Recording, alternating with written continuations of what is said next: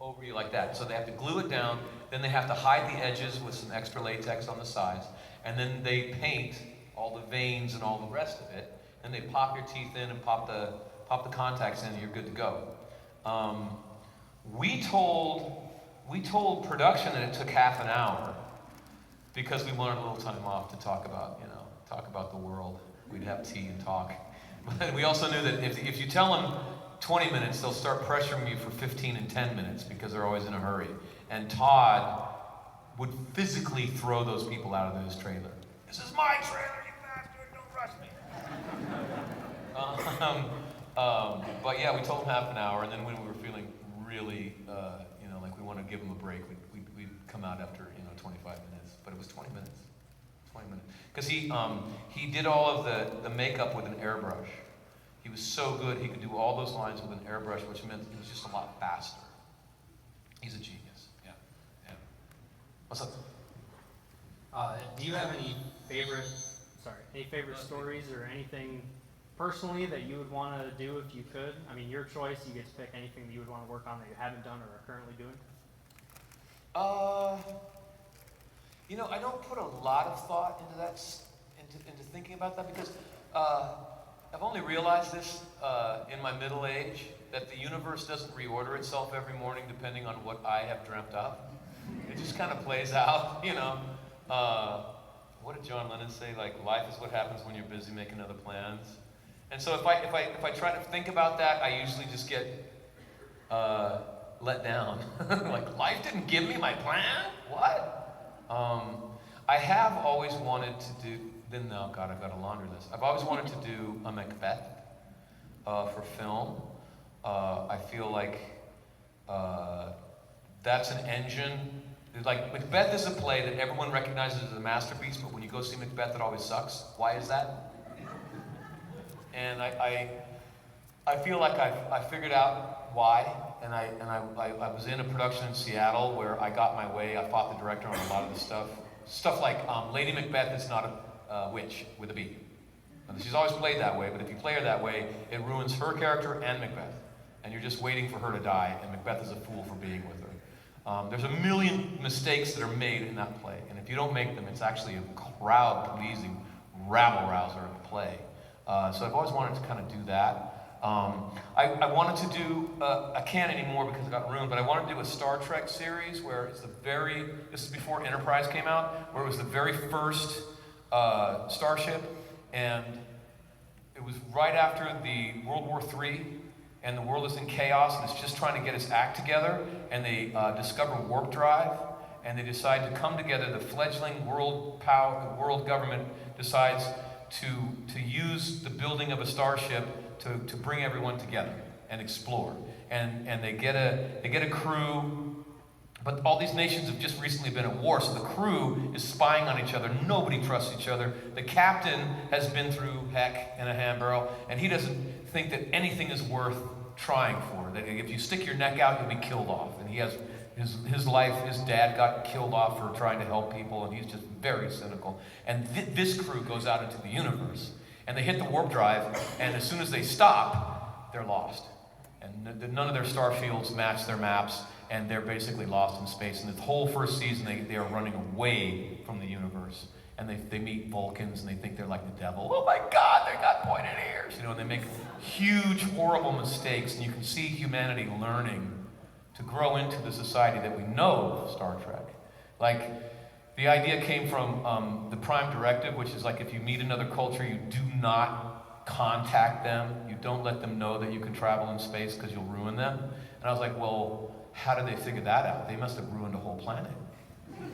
More than once, and they finally learned that lesson. So what's that story? That's interesting. So I want to do that. I want to do a Supergirl, which I always thought was the least interesting character in all of comics, because we don't need her. We have Superman, so why do we need Supergirl? So and also, if you can't hurt a character, how can you get them in an adventure?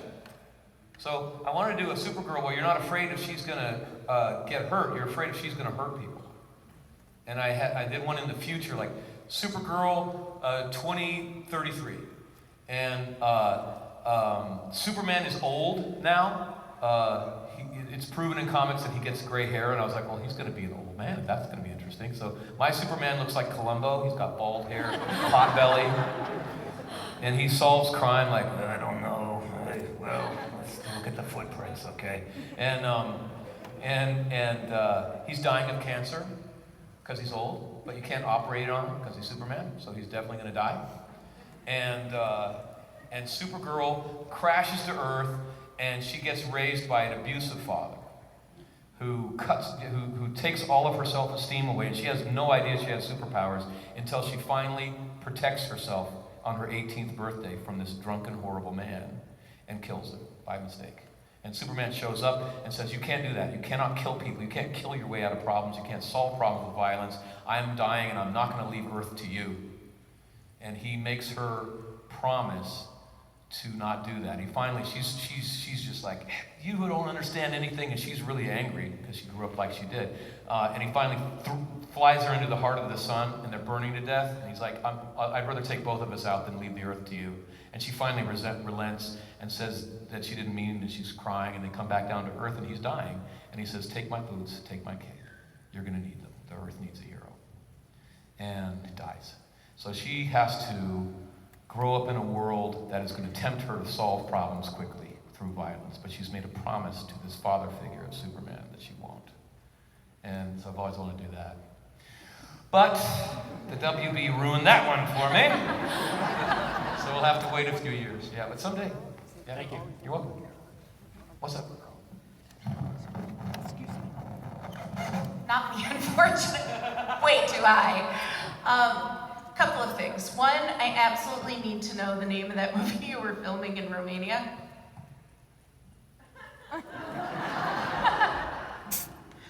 High Plains Invaders. What was it? I told you. I don't want you to watch it. Okay. High Plains Invaders. It's not my favorite project. I can't imagine why. And actually that leads to my next question, which is, aside from all the fandoms and all the stuff that comes with it, what project that you've worked on has just brought you the most joy, that makes you really happy to wake up and go to work in the morning? All of them. I'm that nerd on the set, like, guys, isn't it great we get free food today? All except from the Romania film, I take it. Even that, well, in Romania, we were on this film set, and they had a permanent commissary. And I remember I got my lunch one day, and it was just a piece of fat on a bone. And I don't think I was saying that day. I was like, you people eat this stuff. God, I can't even pick. They're all of them have been amazing experiences. I've got so many great stories because of so many wonderful experiences. I'll share one great story with you. I found out that I did a movie called P.S. I Love You, and it was the one time that I got to work with Academy Award-winning and really high-end A-lister actors like Kathy Bates and Gerard Butler and Hilary Swank, Lisa Kudrow, etc. And I found out that the really big stars are the most humble. They're the most hardworking. They're the most gracious, the most grateful people. It's only us little television stars that get stroppy sometimes, and the people that get stroppy usually don't have longer careers. They usually wash out pretty quickly. But yeah, I was Kathy Bates, Academy Award-winning Kathy Bates. She had a 103-degree temperature. She is 66 years old at the time. And they filmed the back. In the scene, I'm standing with Kathy and some other people, right? And we're all watching Hilary Swank do karaoke. And we bust in on her and surprise her. She thinks she's in private, and we're watching her. That's the joke. So for 11 hours, they film the back of our heads over to Hilary, and they get all of her coverage. And on the 11th hour and the last hour, they turn around for all of our coverage real quick. And I thought, this Academy Award-winning actress is going to have a little word with this first-time director about what's fair and what's not at 103-degree temperature. And I was wrong. All she did, she's holding the door ready to go on the set. They're about to call action. She calls back to the rest of us actors. She just goes, "Men from the boys, guys, here we go."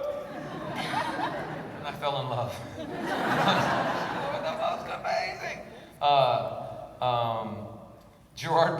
guy from 300. I was playing his best friend on the thing, and we were in a bar. It was our only scene together. We're in a bar, and he sits down and he goes, "All right, we have 15 minutes to become best friends." And he puts his watch down on the table, and he spends 7.5 minutes telling me every messed up, horrible thing he ever did in his whole life. Stuff that only a best friend would know about. Like really embarrassing stuff. And 7.5 minutes goes, "All right, your turn." I had no choice. I just met him 7.5 minutes earlier, and I had no choice but to tell him all my darkest secrets. And in 15 minutes, we were best friends. And just on, and I have an important lesson. And Kathy Bates explained to me, she said, when you're on the A-list, you're working with A-list directors who can work with anyone they want. You cannot have an attitude. So yeah, so if you like a big movie star, it's probably okay to do it. You're probably all right. There are exceptions, as there are in any office building in America. On every floor, there's a jerk, you know. So you do hear about some people who are weird, but most people are pretty cool. Yeah. I love your acting, but I'm curious about more music. CDs, tour anywhere in the near vicinity of Iowa? Anything coming in the works? Yeah, we just put out a new album, which is called Parables, as in pair of bulls. Or too cute by half. I think it's our best one. I'm selling it at my table right now. If you don't have any cash, then you can pick it up on iTunes. You can pick up all of our music on iTunes. Same download, $9.99 per album, 99 cents single. I think we have 5 albums. We've toured all over the world. The problem with Ghost of the Robot is touring, though. When we got together, 3 of us were in high school. And we promised everyone's parents that we would always put education first. We would not ask these students to not go to school because of the band. And by the time that those 3 got out of high school, 2 went on to college. And by the time those guys got out of college, we got a new guy in the band who was in high school. And that guy just graduated a month ago. So this whole time we've been hobbled for touring. And hopefully, see, the other problem is I'm filming.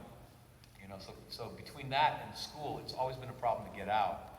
So we've done little hits close to all of our homes, but basically because I'm filming, I can't go too far from LA. So it's dicey, I'm sorry to say. We just played Los Angeles. We were really good. We're gonna play Sacramento very soon. We're gonna be pretty damn good. Yeah, I'm sorry. We really love playing live. We're good at live. We've got this actor. Never mind, actors. Yeah. No one there. Hi. Hi. I'm a big Buffy fan, and I've always been, and it's such an important show, and I try to live by the credo of WWBD, what would Buffy do? I'm also here as a representative of Slayathon, and that is an amazing event that happens every year in Chicago. This year it happens on June 23rd in Rosemont, Illinois at Dave & Buster's. It's a 12-hour Buffy marathon that benefits the Make-A-Wish Foundation. And James Marsters has been an amazing supporter of Slayathon throughout the years, so I want to congratulate him for that and thank him for that.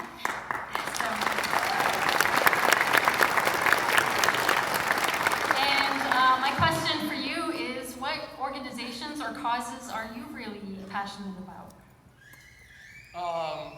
The Elizabeth Glazier Pediatric AIDS Foundation is one that I like to support a lot. And then I'm active politically, but as a private citizen.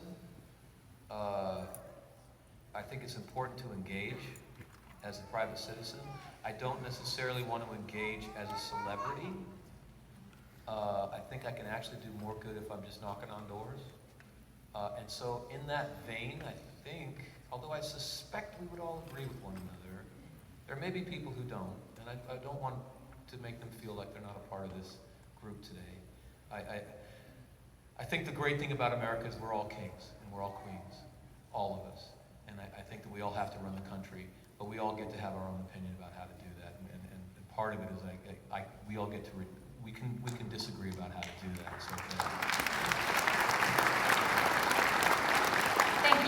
My pleasure. Oh, I don't have to notice anything. I just look. Thank God. So, have you read the Runaways comics yet?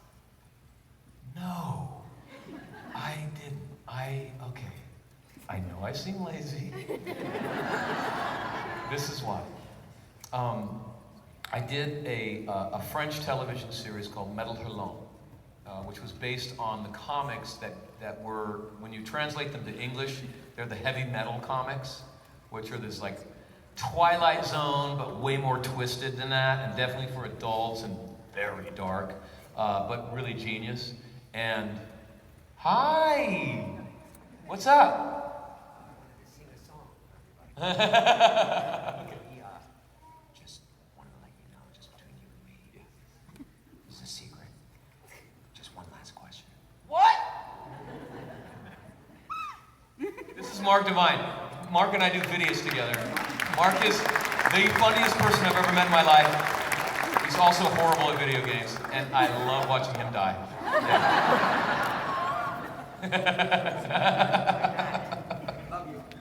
Wow, okay, so, oh wait, come back.